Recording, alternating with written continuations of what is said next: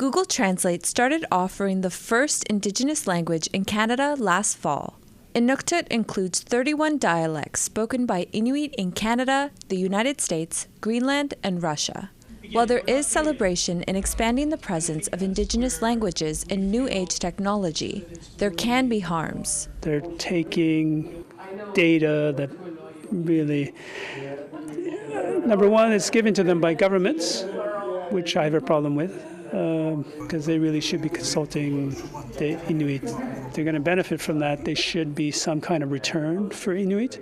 Kurt Etiel says companies in the Silicon Valley are harvesting data to produce Indigenous language AI models. So there's lots of repositories of Inuit language in museums, in archives, in documents that governments basically make available.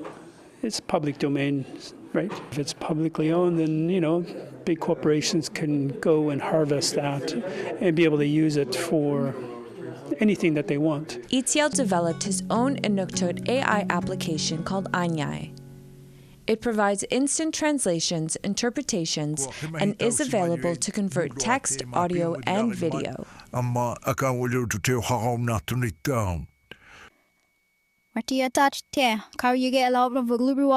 The platform only offers translations in South Baffin Inuktitut, with the goal of expanding to offer other Inuktitut dialects. If we're able to use our app to be able to communicate with our cousins in Greenland, all the way to Alaska and Russia, we have lots of relatives, the language becomes, not a barrier anymore, and that we can actually speak to those dialects as if we're a native speaker.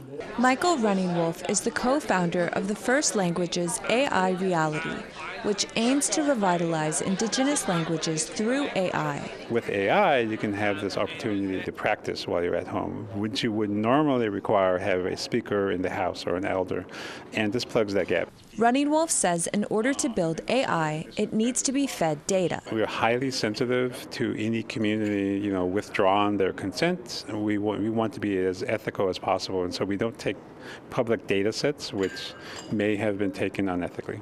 To respect data sovereignty and allow Indigenous communities to be at the table, Etiel wants Indigenous language AI models to be Indigenous-led. At the end of the day, we're encouraging government and policymakers to support us, support small Indigenous companies so that it actually builds equity in our communities.